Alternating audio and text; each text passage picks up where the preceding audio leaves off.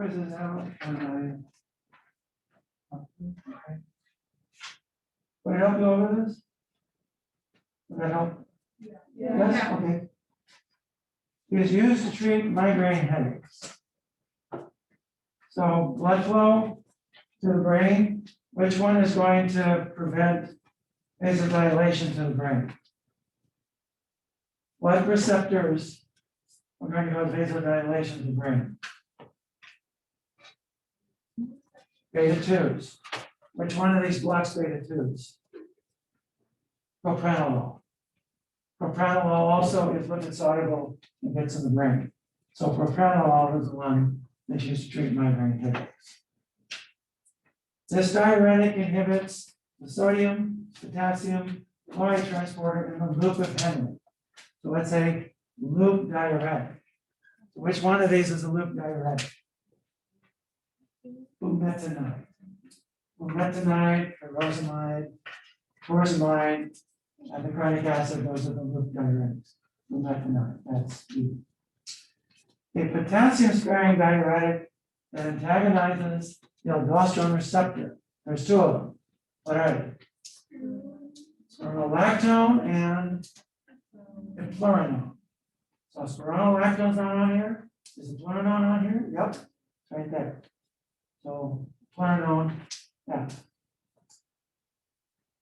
And angiotensin II receptor antagonists. Angiotensin II receptor antagonists end with sartan. So just look for the one that ends with sartan. Your B sartan. Avapro, I think that's the trade name of that one. So C, out your B sartan. A diuretic that inhibits the sodium chloride transporter in DCT. That's a thiazide or thiazide-like diuretic. Which one of these is thiazides? Metolazone. Metolazone is a thiazide. Like I know these things, I just didn't remember. I did matching it step by step. Potassium-sparing diuretic that blocks the EMAC. There's two. There's amiloride and triamterene. Well, amiloride's not on here. Oh, there's triamterene. So it's triamterene. A beta blocker that's also efficacious in congestive heart failure. There's three of them. Carvedilol, bisoprolol, and metoprolol. Is bisoprolol on there? Nope. Is carvedilol on there? Nope. Oh, there's metoprolol, the very first one. So the answer is that one is A. None of the other beta blockers have been shown to be effective in congestive heart failure. Beta blocker that's also a type 3 antiarrhythmic. Remember the one, the guy on stilts? I'm so tall. No. I'm so tall, so tall. Yeah, okay, it's stupid. Anyway, so tall, if you remember a guy on stilts, I'm so tall. So tall, I'm so tall. That's how I remember that one. So tall. It is a non-selective beta blocker that's also a type 3 antiarrhythmic. So tall. Okay. ACE inhibitor. Oh, those end in pril. So just look for the one that ends in pril. Lisinopril. Very well. And this drug is used to treat high altitude sickness. What's used to treat high altitude sickness? Carbonic anhydrase inhibitors. They end in zolamine. Zolamine. Zolamine. Acid told acetazolamine. Right there, so let's treat that. Okay, that was the quiz. 10 of them, 2 points each. There we go. All right. Oh, my wife made you some cookies for tonight. They're oatmeal butterscotch. So I had one after dinner. They're pretty good. All right. We were talking about the beta blockers. So remember, the beta blockers come in 3 flavors. Flavor number 1 is non-selective. So they inhibit the beta 1 and the beta 2 adrenergic receptor. Beta 1s we saw are in the heart and the kidney. What do they do in the heart?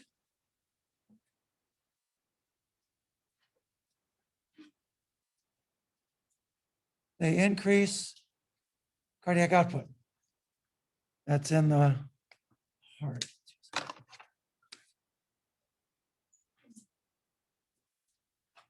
And then they're also in the kidney. And in the, what do they do in the kidney?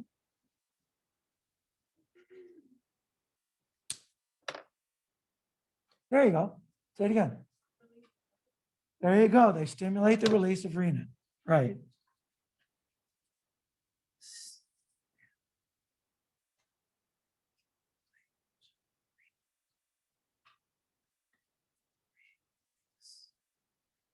All right. So you block the beta 1 receptor, you're going to decrease cardiac output. That will drop blood pressure because remember, blood pressure is cardiac output times systemic vascular resistance. That has to do with the degree of vasodilation and vasoconstriction. You'll also prevent the release of renin. What does renin do? It doesn't really affect blood volume.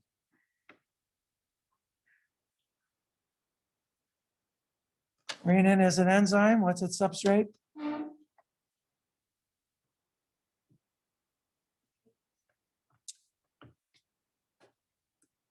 It's not the substrate of renin, but ACE plays a role later on. The substrate's a liver synthesized blood-based protein called angiotensinogen. Angiotensinogen. It clips angiotensinogen into angiotensin 1. Then angiotensin 1 circulates through the lungs where it encounters, go ahead, Emily, ACE, the angiotensin converting enzyme that converts angiotensin 1 into angiotensin 2. Angiotensin 2 is a systemic vasoconstrictor. It also stimulates the adrenal gland of the kidney, the adrenal cortex, to secrete aldosterone. What does aldosterone do?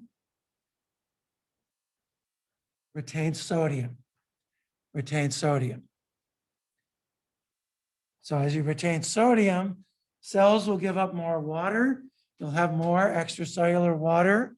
You'll have greater volume, and you'll have greater vasoconstriction. By preventing the release of renin, you will also further drop blood pressure. So these are very good for blood pressure medicines. Beta 2, we saw is a very busy little receptor. And so what sort of things is it involved with?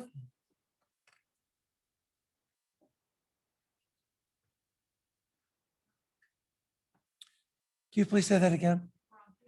Bronchial tubes. So it relaxes. We use the example of our friend Natalie being chased by a Spring Arbor cougar. So causes bronchial dilation.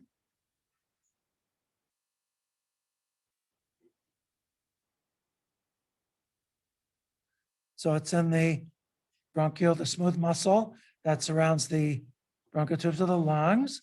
What else is it involved with? Skeletal muscle. What's it do with respect to skeletal muscle?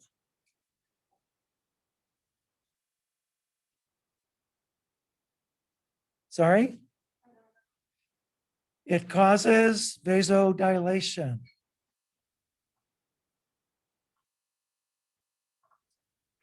So here's the conundrum with this. Norepinephrine will cause vasoconstriction of peripheral vessels.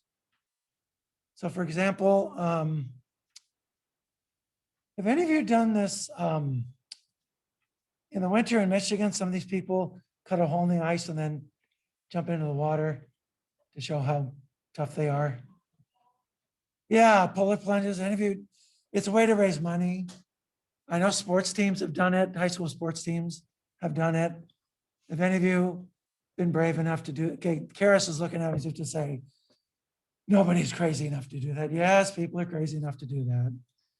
None of you been on sports teams that have done that to raise money? To raise money? Okay, so you jump into, let's say you do this at Lime Lake, cut a hole in the ice, look out below, or plunge. You come up, you're usually all white. That white skin is due to the blood retreating from the skin to prevent it from getting cold. That's vasoconstriction due to epinephrine release. That's peripheral vessel constriction due to epinephrine. That is an alpha-1 adrenergic receptor mediated event. Beta 2s, however, cause vasodilation of the blood vessels that feed, skeletal muscle and the brain. So if you inhibit this receptor, you'll get less vasoconstriction in the brain, which is the reason why these can cause depression and sleep disorders and nightmares and stuff like that. They can also be used to treat migraines, as in the case of propranolol.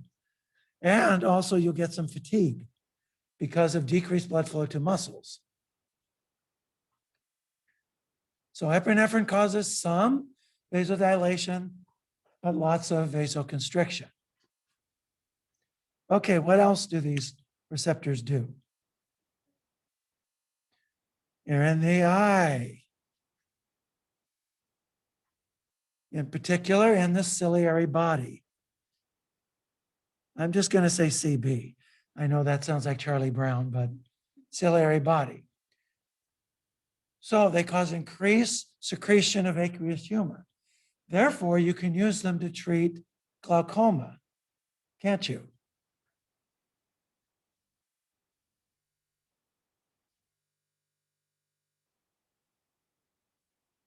And when we looked at drugs for the eyes and ears, one of the ones we looked at were timolol and cartiolol that are used ocularly to decrease intraocular pressure.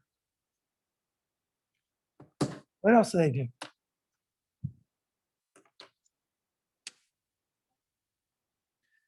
Very good. Okay, so the liver and the pancreas. So the pancreas, they cause glucagon release. Liver, they'll cause breakdown of glycogen stores and glucose release. And pancreas, the glucagon is going to do essentially. So these are going to work kind of together. The upshot is you get increased glucose in the bloodstream. What else they do? Epithelial cells, where?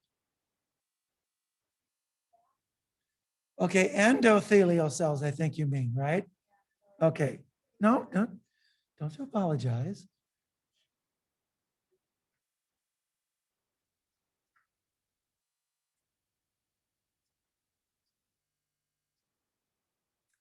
Endothelial LPL, lipoprotein lipase, they cause fat leakage from serum lipoprotein particles like VLDL and particles like that. And I think one other thing I didn't mention, they're also in the GI tract and they cause decrease motility of the GI tract. So you get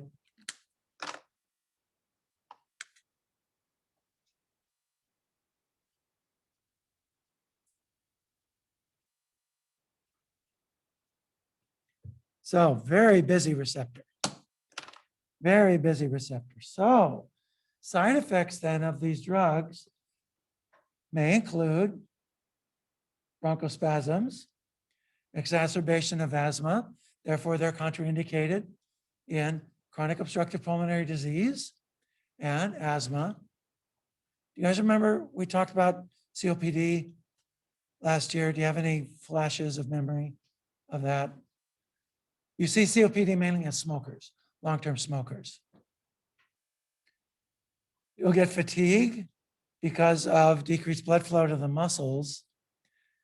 You'll tend to get sleep disturbance in some people, nightmares. But upside is you can use this to treat migraines, as in the case of propranolol, which is lipid soluble enough to cross the blood-brain barrier. You can use these to treat glaucoma. Am I going too fast? No? Okay. You can use these to treat glaucoma because they decrease production of aqueous humor from the ciliary body. So timolol and cartilolol is used to treat glaucoma. And they will cause hypoglycemia. Now, because they will tend to prevent the tachycardia that accompanies hypoglycemia, you don't really use non-selective beta blockers with diabetics. You only use cardioselective ones.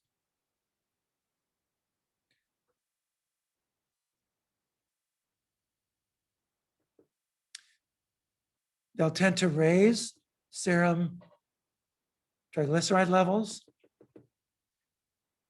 And some people experience diarrhea. That's another registered side effect. Now, if you know what these receptors do, you expect these side effects. And these are the side effects that you will essentially want to observe and try to manage in patients. Those are the non-selectives. Remember, what's your mnemonic for these? New Zealand, because they start with N through Z, New Zealand.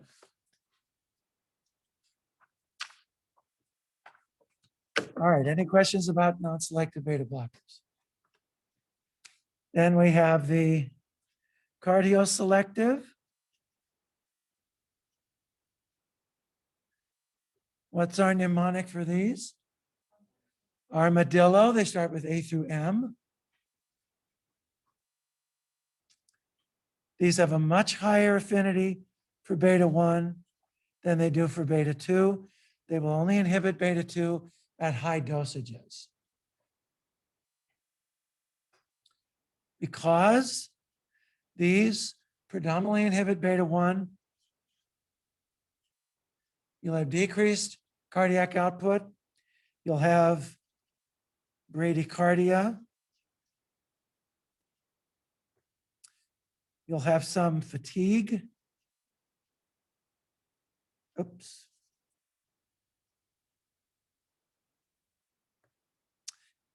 Fatigue tends to wear off after a couple of weeks. If your patient comes to you after a week and says, I can't take this, I have no energy, tell them, give it another week. Give it another week. It's still having bad fatigue, then you might want to consider something else. But usually after 2 weeks, this will wear off.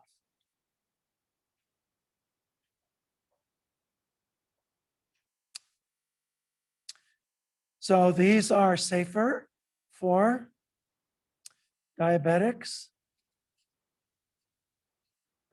and they're safer for asthmatics.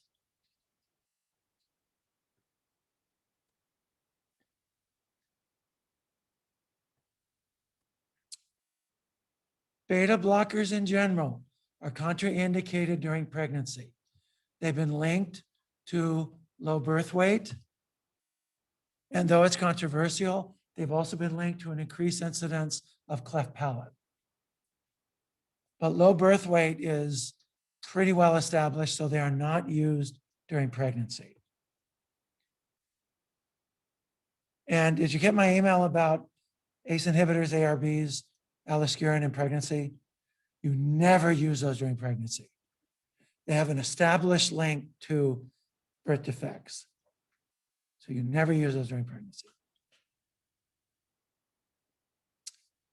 Okay, any questions about the cardioselectives? Atenolol, metoprolol, esmolol, so on and so forth. Beta blockers end in LOL. High blood pressure is no laughing matter, blah, blah, blah, so on and so forth. Okay. Questions about any or all of those? Nope. Third group are those that have vasodilatory properties. There's two of them. There's carvedilol.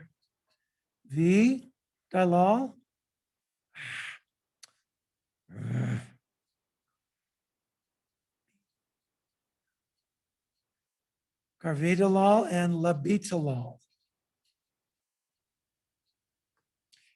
These not only inhibit beta 1, they also inhibit beta 2, but they also inhibit alpha 1. So they cause vasodilation. So these will tend to cause orthostatic hypotension.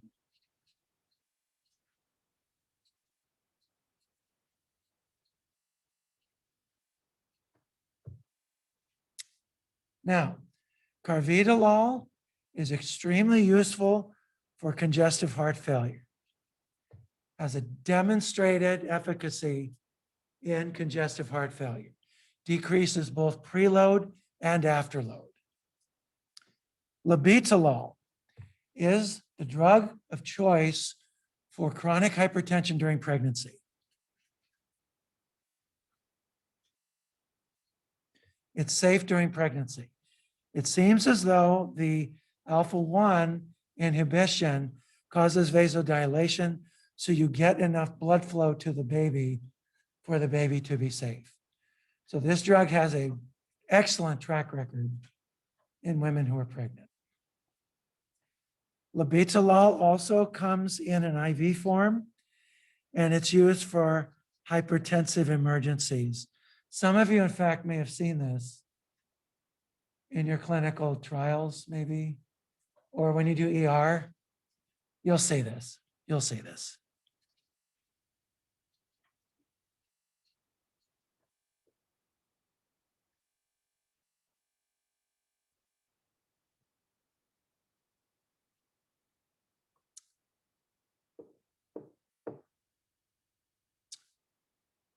Any questions about the beta blockers? Many beta blockers are metabolized by cytochrome P452D6. Not all of them, but many of them. Because of that, if your patient's on a 2D6 inhibitor or a 2D6, well, their 2D6 is not inducible. So there are no 2D6 inducers. But if you have a 2D6 inhibitor, check your drug-drug interactions, because several beta blockers are metabolized by 2D6.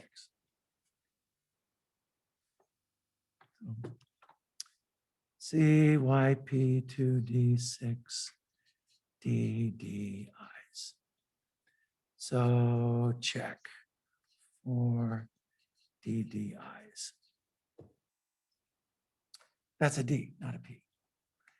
My D's and P's are terrible sometimes. All right. Questions, anybody? No? All right, so let's very quickly go over what are the arrows in your quiver for hypertension. You have, first of all, diuretics. Your diuretics include the thiazide and thiazide-likes, loops, and potassium sparing. Then you have the beta blockers, and then the ACE inhibitors, ARBs, and though it's not used very much, direct renin inhibitors, aliskiren in particular. Those are your main drugs for hypertension. Now there's couple of drugs that work centrally. I just want to mention them because you'll see them from time to time. So in the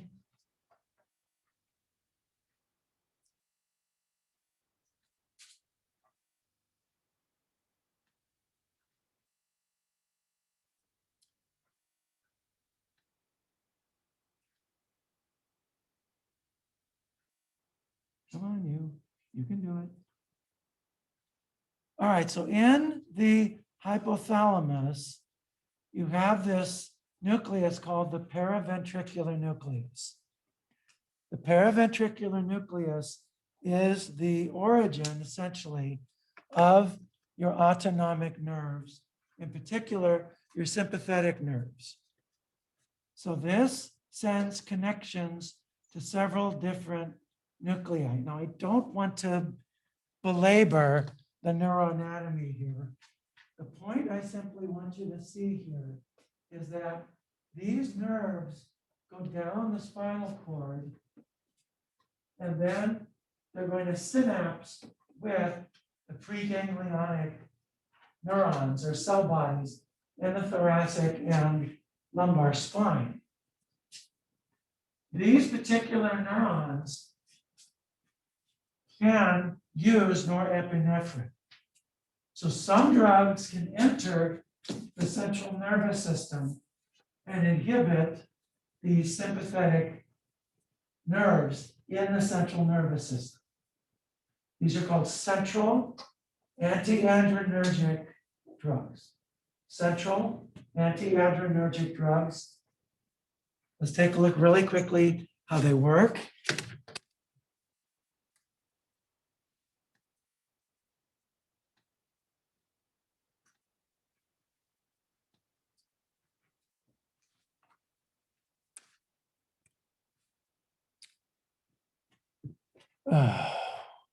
Take so long.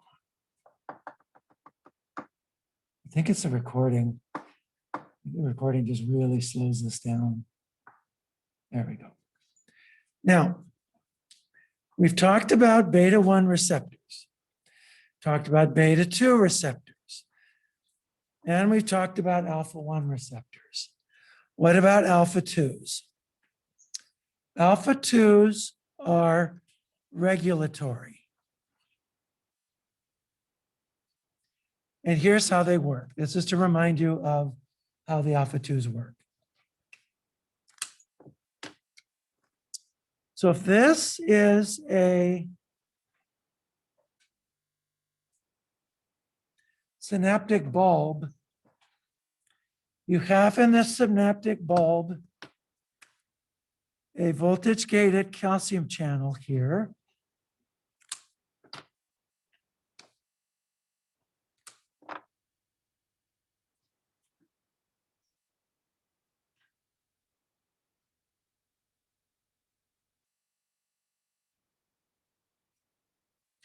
When you get a depolarization that reaches the membrane, this will open, calcium comes in, and then you have synaptic vesicles underneath the membrane, quite a few of them.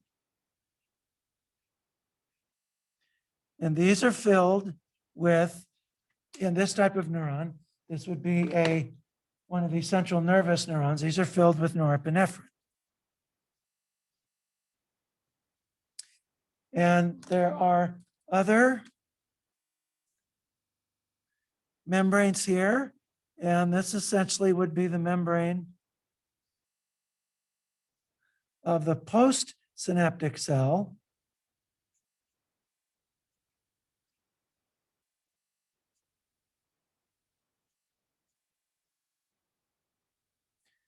And then this would be the presynaptic cell here.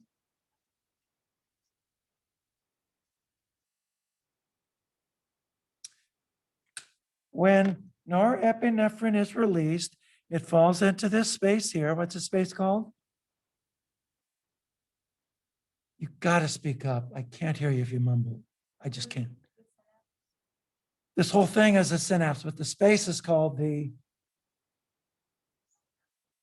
synaptic cleft. The synaptic cleft.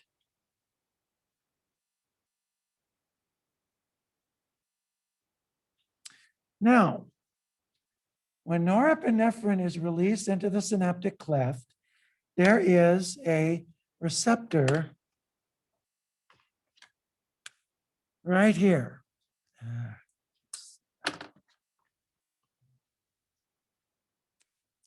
There's a receptor right here. This is the alpha 2 receptor.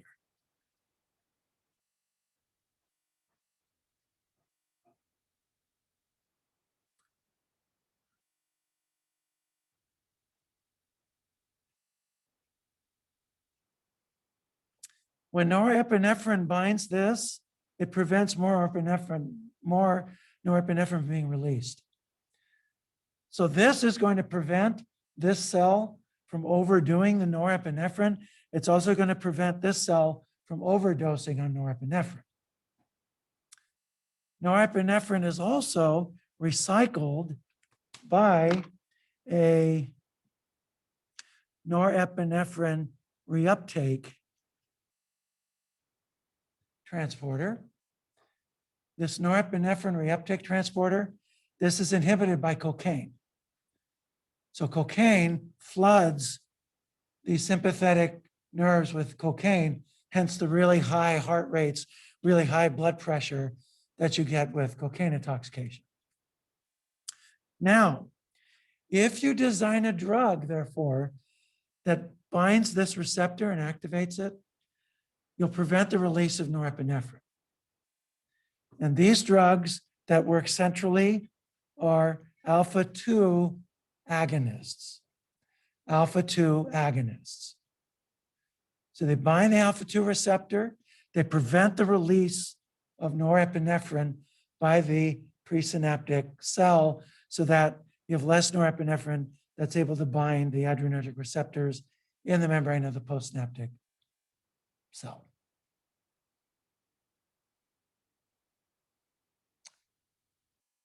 Let me say that again. Yes? The alpha 2 adrenergic receptor is a autoregulatory receptor. When it is activated, it prevents the release of norepinephrine. So if you design molecules to bind this receptor, you'll prevent the release of norepinephrine and you prevent the activation of the sympathetic nervous system. You'll therefore lower blood pressure.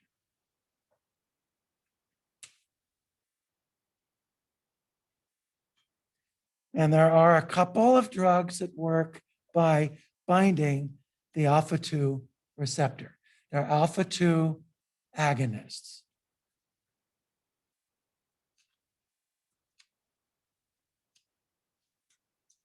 Okay, is this clear? Yes? I'm seeing a lot of really blank stares.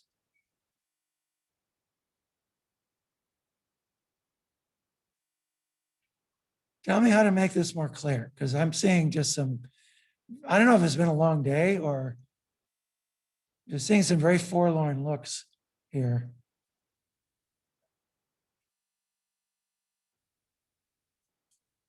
No question? I'm going to move on then. Okay, these drugs include a drug called clonidine.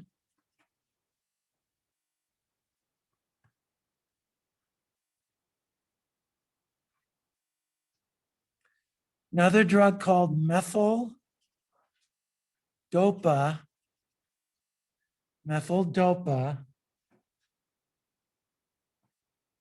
And then another called guanabenz.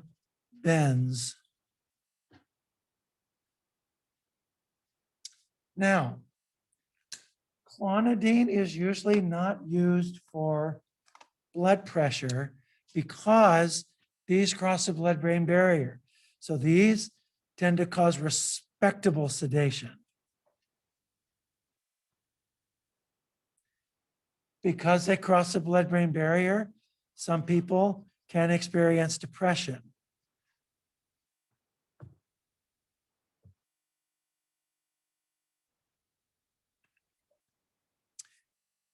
And you can also have orthostatic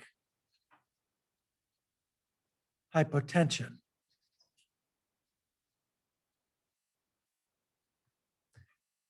So because of these side effects, clonidine, because it also works in the prefrontal cortex, it decreases norepinephrine neurotransmission in the prefrontal cortex. It tends to help you focus better. Can you imagine a condition where you have trouble focusing? ADHD. It's used to treat ADHD. So is guanabens is used to treat ADHD.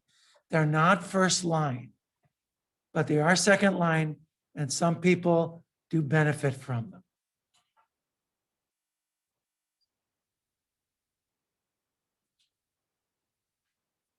Now, methyl-dopa. Methyl-dopa is, yes, Abby. All of these do. All of these do. So if you say you have a kid and the kid's not responding to other ADHD meds and the doc puts them on clonidine, you need to warn those parents. First time this kid gets this drug, they're going to be punch drunk. They're not going to want to get up and go to bed. They're going to be fatigued. They're going to sleep longer. They need to get up slowly. They'll get used to it. The other issue with these drugs is, and this is also the case for beta blocker, if you get off them right away, you get rebound hypertension.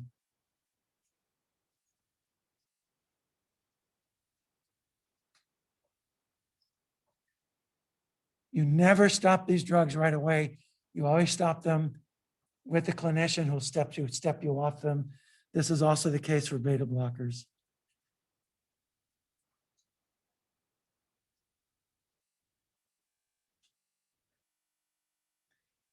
Okay, back to methyl-dopa.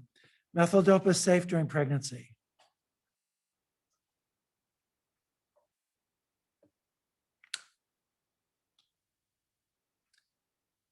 So that's the other time it gets used. So these are alpha-2 agonists. Remember, the beta blockers are beta antagonists. These are alpha-2 agonists.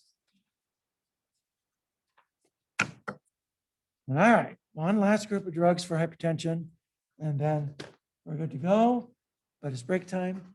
So I'll break out the cookies, and you can have a cookie. In fact, my wife specifically asked me how many students I had. She tried to make it so I wouldn't have two, and I know some of you won't have two. So the point is, we're not going to write. So I shall certainly do that. Again, she says, well, they're not listening to you all night, so they need something. Okay, well, have at it. And there are napkins over here.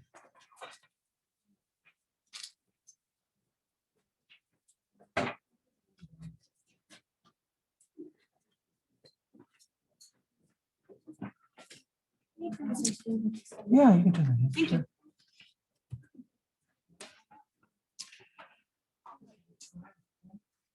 Do you want a paper copy of our case study? Because I emailed it to you. Yeah, and yours is fine. Okay, I just wanted to make sure. Your case study was excellent.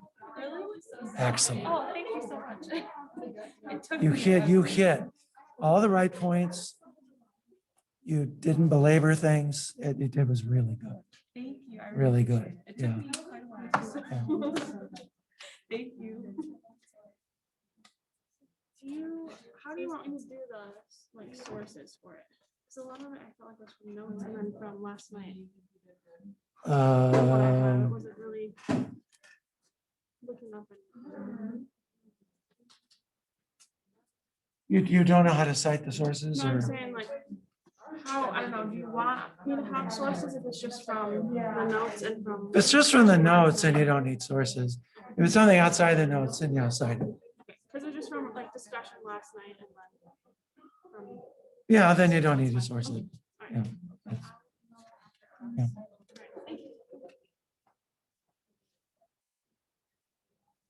I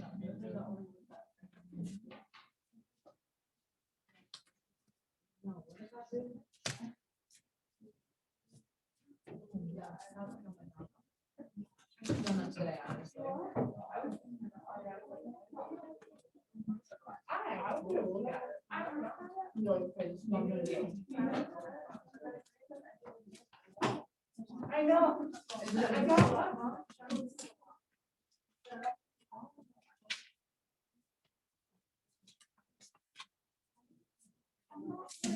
That's a question. I didn't know either. I don't have so many.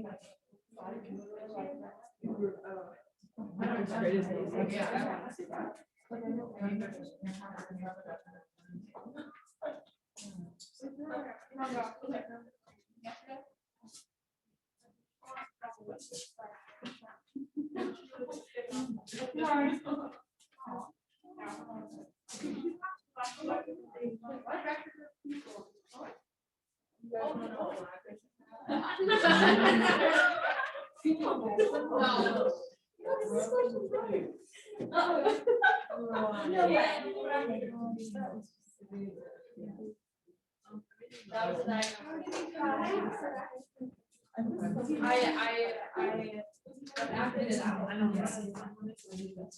Yeah. Oh, well. Dr. B, let's do it. Yeah, Dr. B, let's do it. Get it out. Get it out. And then slips. Broke it.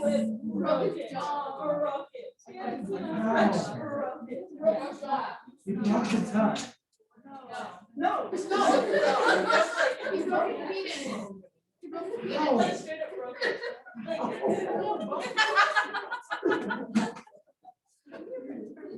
Oh. Are you see it? I know. You. Oh, you. I don't like that. I mean like combined. It's like a girlfriend in my head. Beautiful. Yeah. Oh, yeah.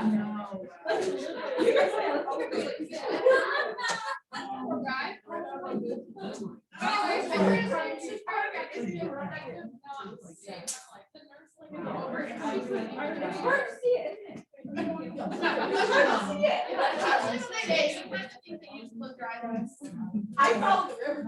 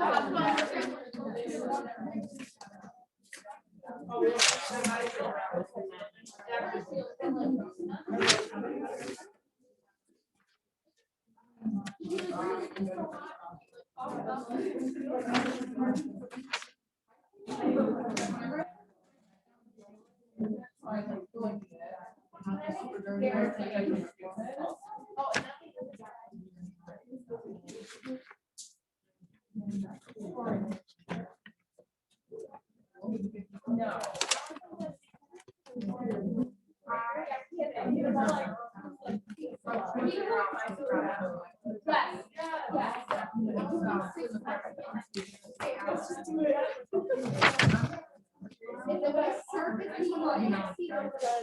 had to hold up the arm.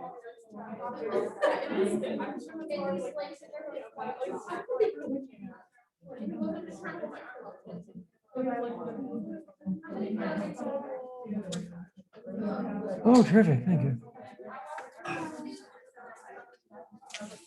Nothing short of that. Okay, I believe time is up.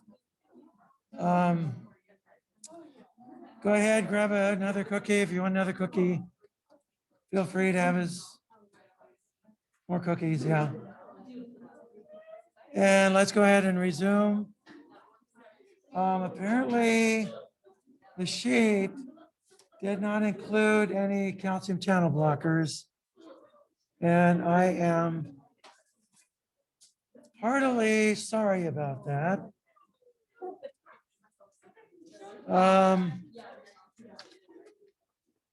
Well, we'll talk about them now.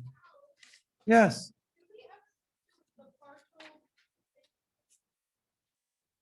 Part the what?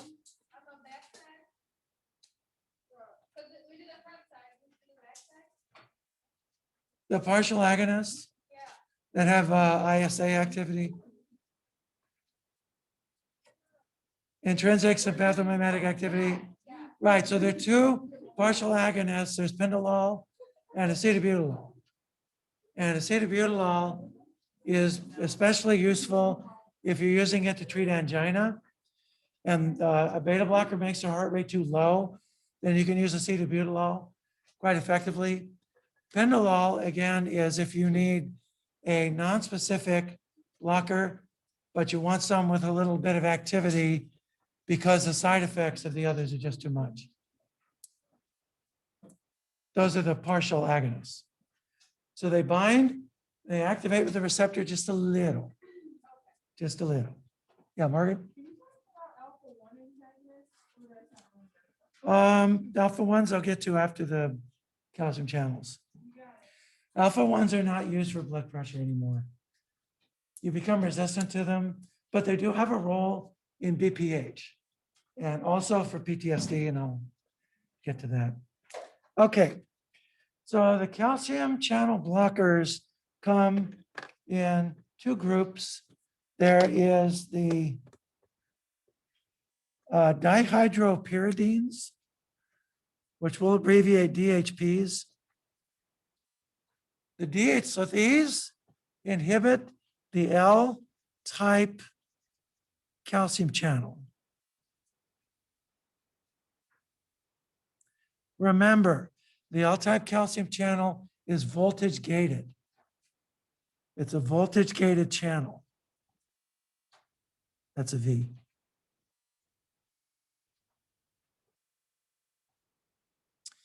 Now, the structure of these channels in cardiac muscle and in the smooth muscle of blood vessels is different.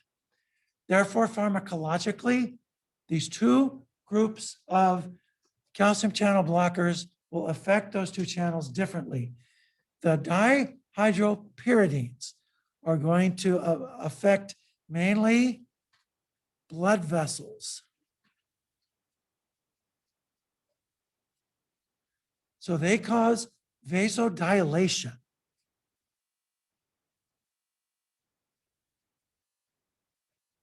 Therefore, they lower systemic vascular resistance. They don't affect the heart much at all. These drugs end in dipene. Dipene.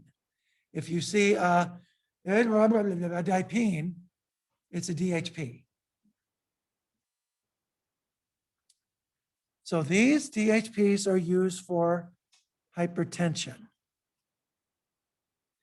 That's predominantly what they're used for, hypertension. Yes? Dihydropyridine. Want me to write it out?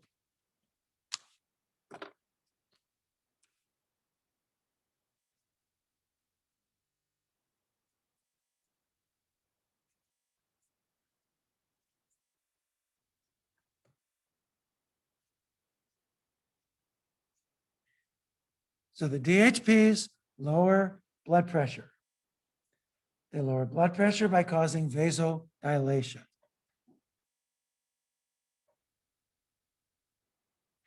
Now, one thing about calcium channel blockers, if you use them for blood pressure, always use extended release forms. Don't use the immediate release forms.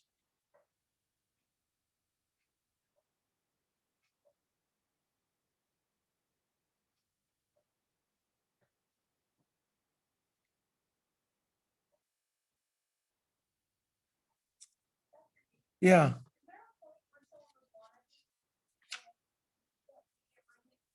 Yeah.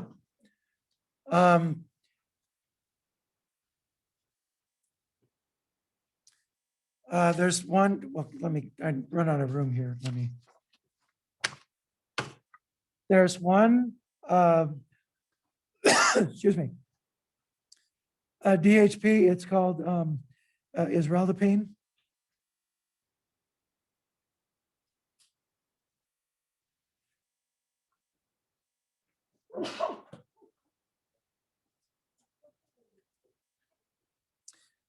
Isradipine is used if someone has had a subarachnoid hemorrhage. And in that case, you use an immediate release.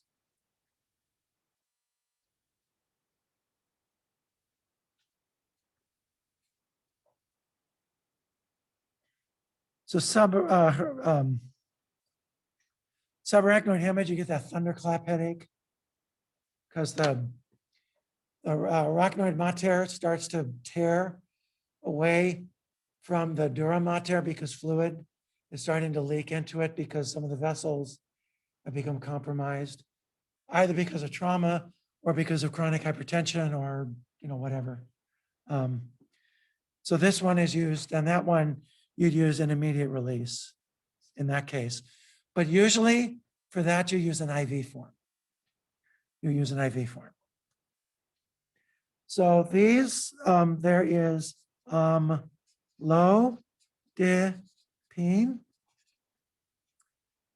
Then there's a phenylodipine and isradipine, and then nicardipine,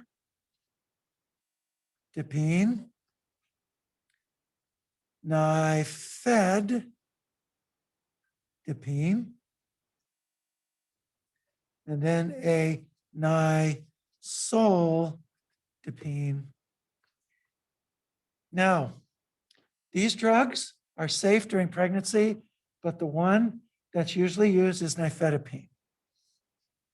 So here's a mnemonic I want you to remember.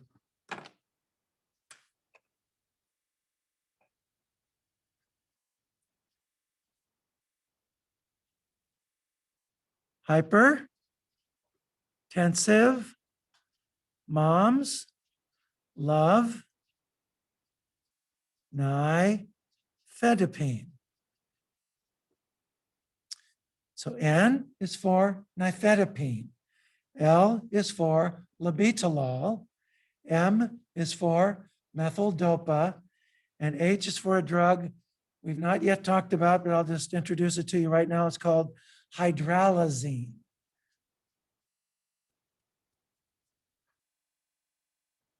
Hydralazine, it is a miscellaneous vasodilator that works extremely well in African Americans, but it's also safe for pregnancy. So hydralazine, H, methyl dopa, labetalol, and nifedipine. Hypertensive moms love nifedipine.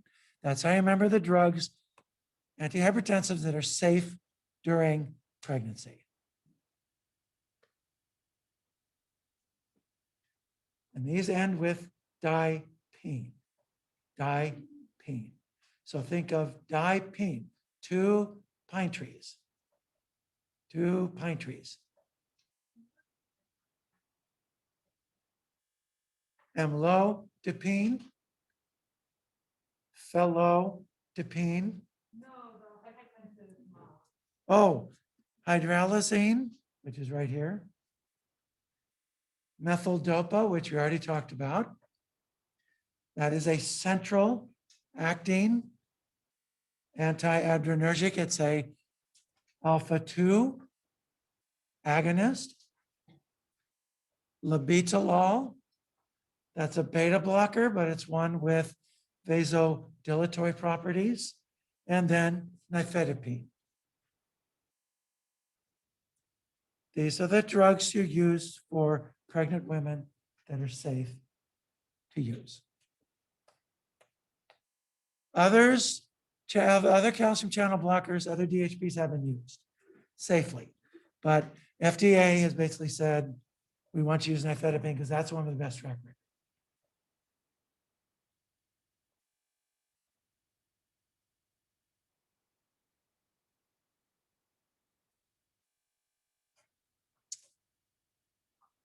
Okay. Let's just also briefly talk about the side effects of these drugs.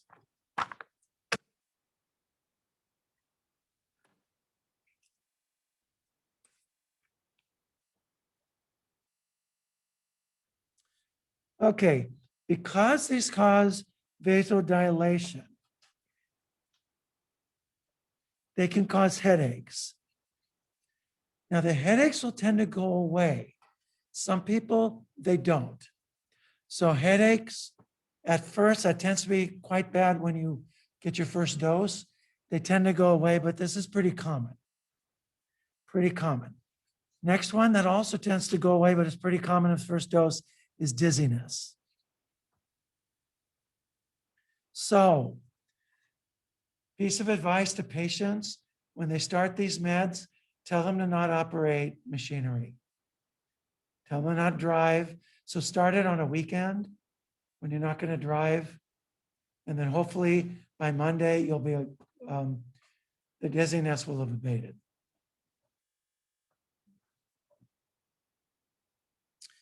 Now, the other that's pretty common is peripheral edema.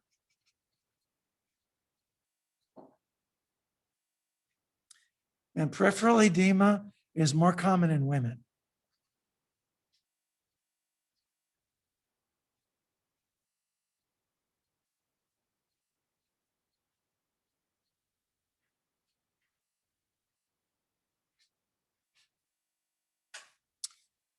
Now,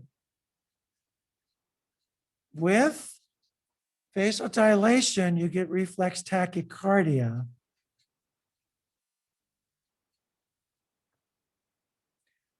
Reflex tachycardia tends to be initial, and it tends to be worse for felodipine and also for nicardipine.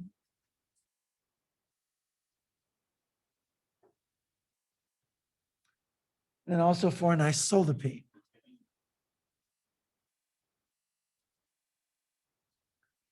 The others don't cause much reflex tachycardia. This also will tend to go away.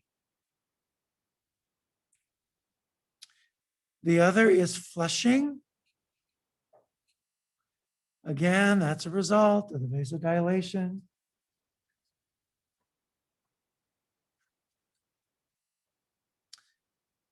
Some people see a rash, but that's not common.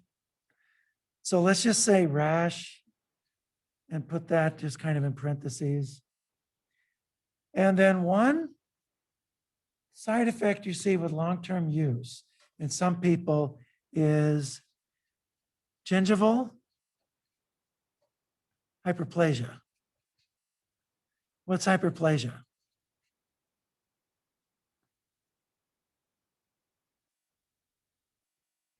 Anybody remember?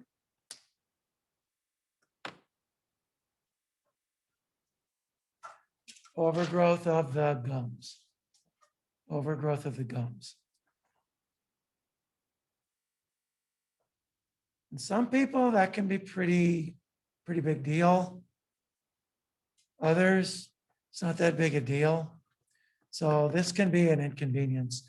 particularly if people wear dentures. That can be a big deal. Yes, So are all calcium channel blockers DHPs or is this? No. There are two non-DHPs that are class 4 antiarrhythmics. That's diltiazem and verapamil. We'll talk about those when we talk about the antiarrhythmics. Those are not used for blood pressure because those affect mainly the heart. So are these for arrhythmias then? These are for blood pressure. These are for high blood pressure. But the other ones? The other ones are used for arrhythmias. Yeah. All right, any questions about calcium channel blockers? Okay.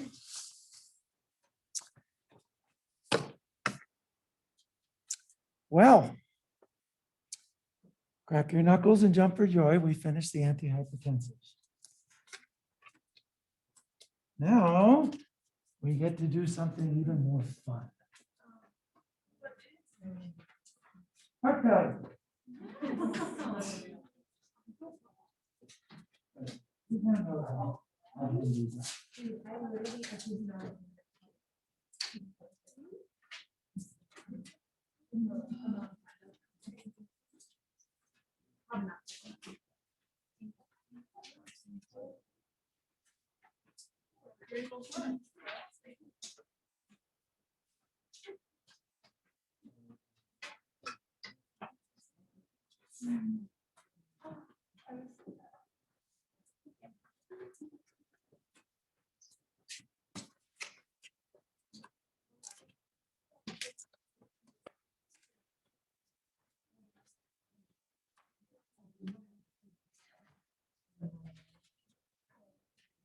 Ah, they're on the printer.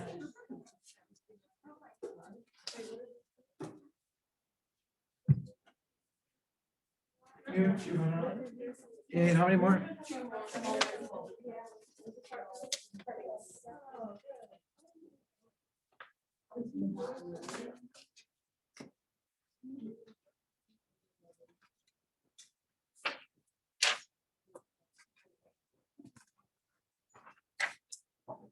Okay, everyone have the heart failure handout?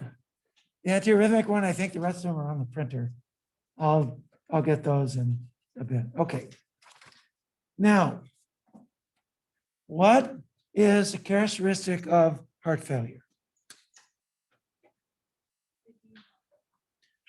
Well, no, pathologically, heart failure means what? What does it mean? Yes, bad heart. Bad heart, naughty heart. Okay, why is it a bad heart? It's okay. It cannot pump rigorously enough to provide for the needs of the body. That's heart failure. And so the heart in response starts to enlarge. As it enlarges, it now becomes stiffer, so it won't fill as well. Also, because it enlarges, there are areas that are prone to ischemia. And now you're more prone to a heart attack. So the heart cannot service the needs of the body. That's essentially your definition for heart failure.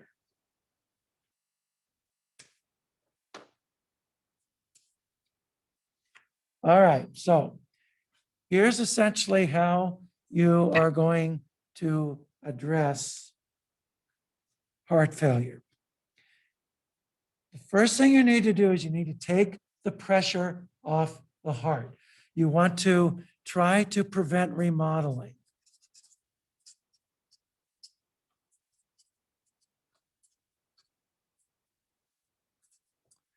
Remodeling refers to the enlargement of the heart. You want to stop remodeling. That's one of your first goals. Then you want to support the heart so that it can pump rigorously enough to be able to provide for the needs of the body. Now, heart failure treatment has come a long, long way.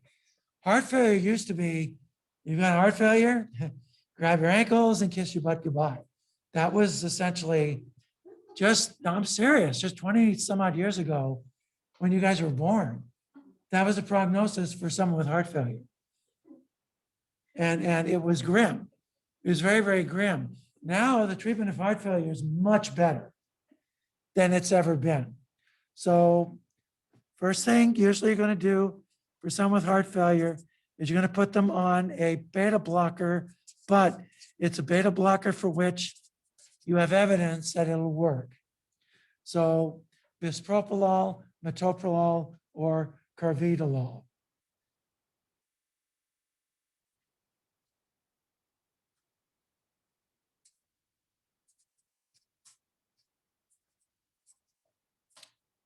And if you use metoprolol, you have to use the sustained release prep of it. That's the only prep that's been shown to have efficacy in heart failure. The other is bisoprolol and then carvedilol.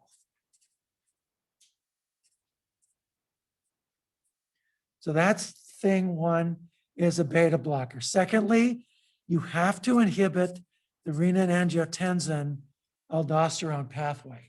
The renin-angiotensin aldosterone pathway plays a major role in remodeling. You must inhibit, so I'm going to draw a circle and just put a line through it like this. And the agents that are recommended are either an ACE inhibitor, and virtually all the ACE inhibitors seem to be equivalent when it comes to congestive heart failure. But the drug that's being used the most now is a stuff called Entresto. You seen the commercials for it? So this is a combination drug. It contains valsartan. Okay, valsartan, it's a ARB, angiotensin II receptor blocker.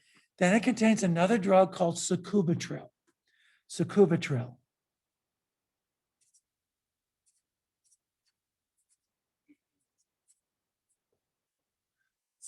Sacubitril. And this one is on,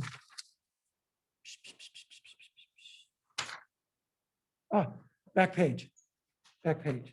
And you'll see in, this drug is relatively new, but it's so successful that it's quickly become the standard treatment for heart failure. Entresto.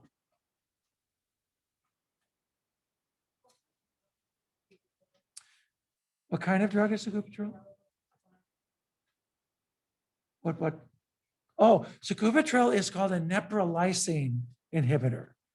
Neprilysin inhibitor.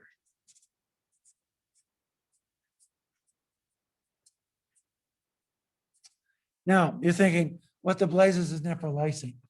Neprilysin is a protease that degrades peptides in your body that cause vasodilation. Neprilysin degrades those peptides. So bradykinin or atrial natriuretic peptide or peptides like that.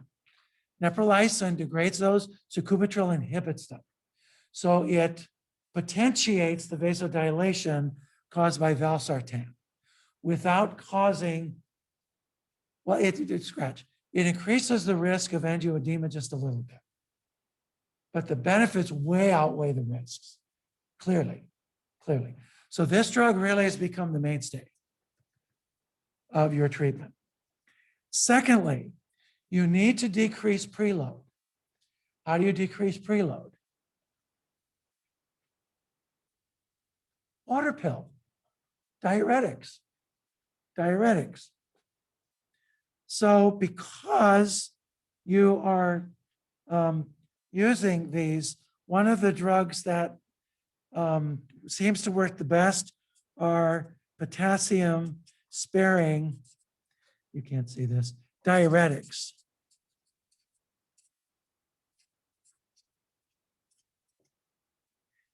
And so either spironolactone or a eplerenone will be used.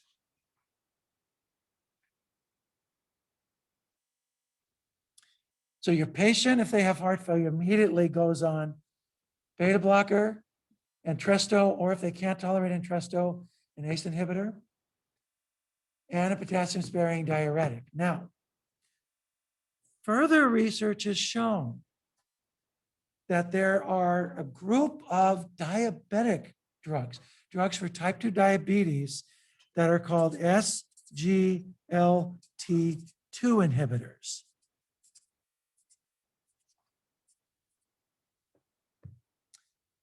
And you may have heard of these drugs. They end with glyflozin.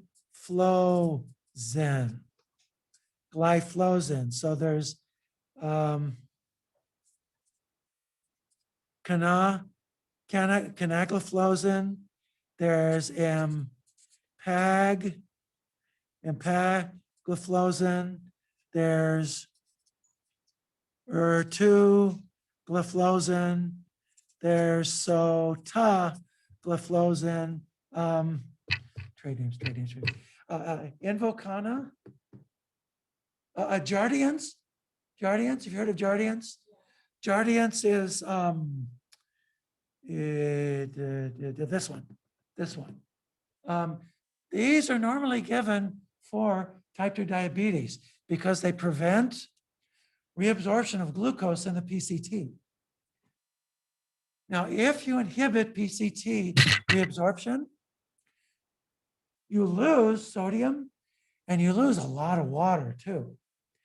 Turns out research has shown that putting non-diabetics with congestive heart failure on these drugs decreases hospitalization, decreases symptoms, and decreases deaths.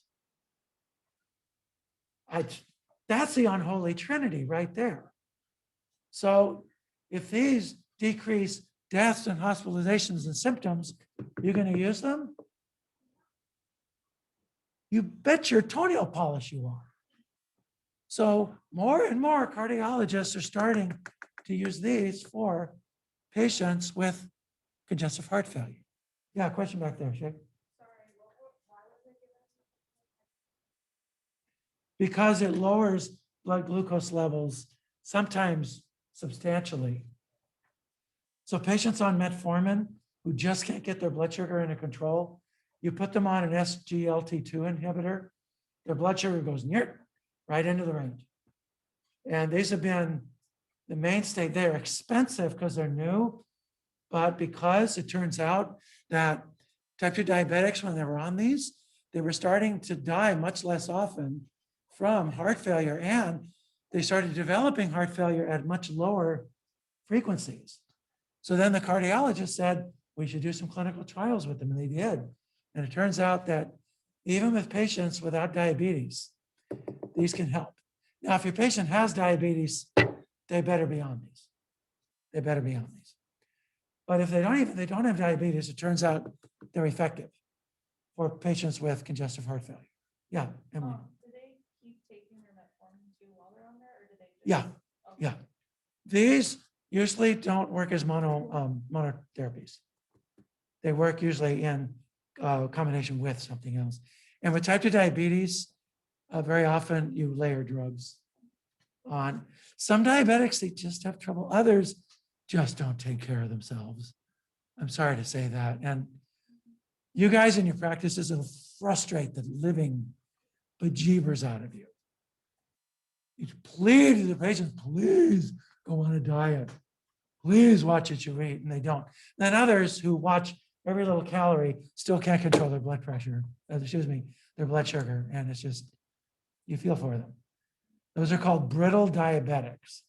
And you'll get some patients who are very brittle, and that's the way it goes. Okay. All right, so these are the so-called 4 pillars. The 4 pillars of treating congestive heart failure. Recite them with me. Beta blocker.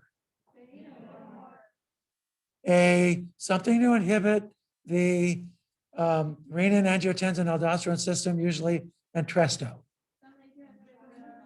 Just say Entresto. Entresto, thank you. Potassium-sparing diuretic and thank you. Those are the 4 pillars of treating congestive heart failure. Now, what if your patient's ejection fraction, let's see, pick on someone. Ooh, Haley. Haley, what's an ejection fraction?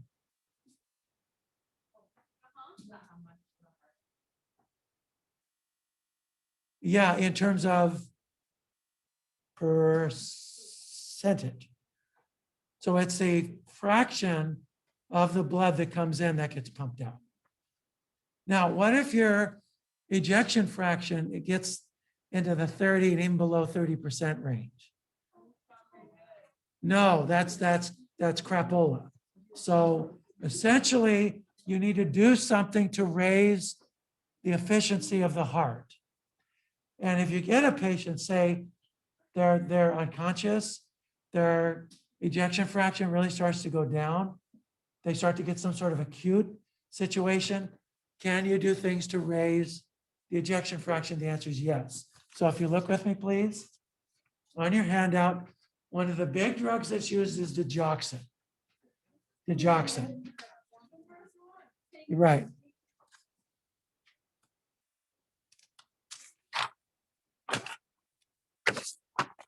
Now, word about digoxin.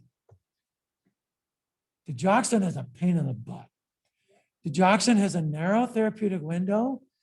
It has a really long half-life, and it interacts with everything under the sun. So digoxin, if you get a patient on digoxin, you better watch them like a hawk. Because if that digoxin level gets into the toxicity range, they're going to start throwing arrhythmias. Also, digoxin is very sensitive to potassium levels. Let's take a look very briefly at how, oh crumbs, I'm not going to finish this.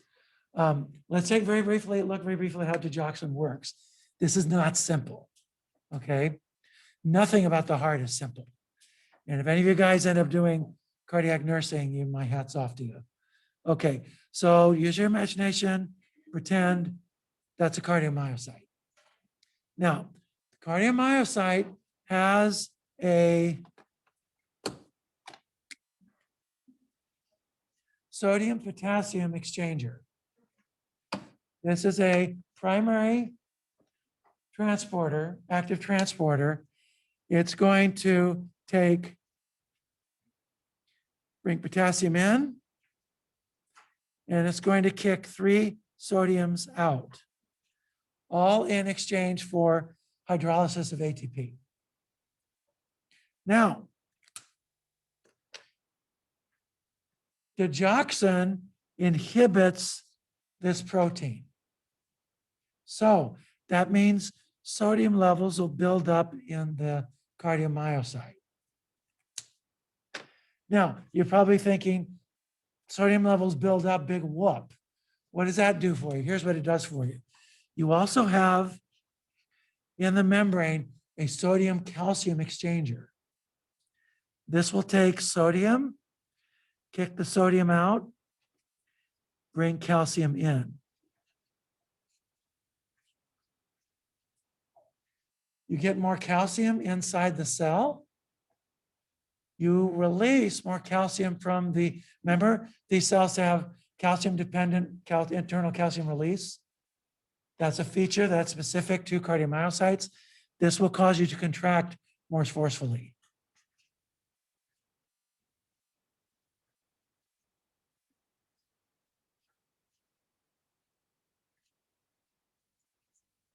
So digoxin gives your heart more oomph when it needs it.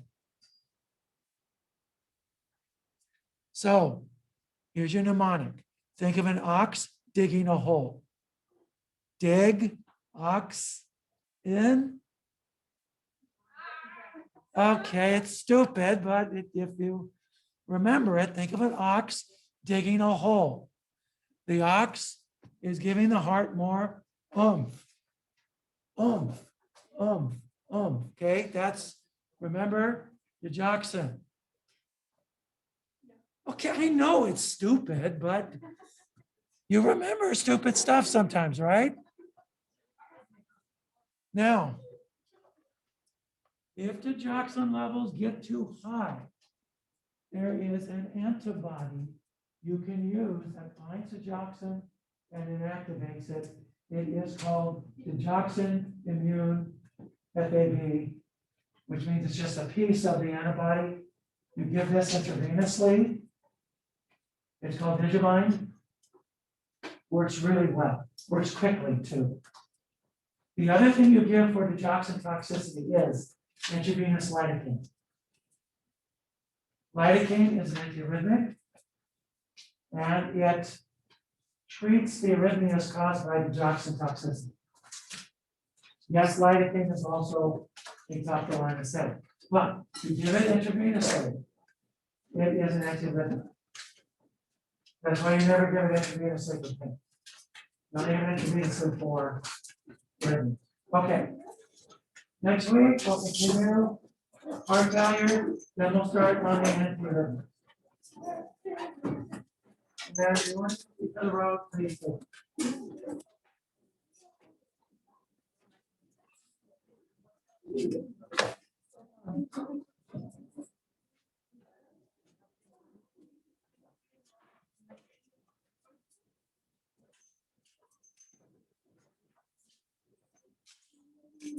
Have a good night.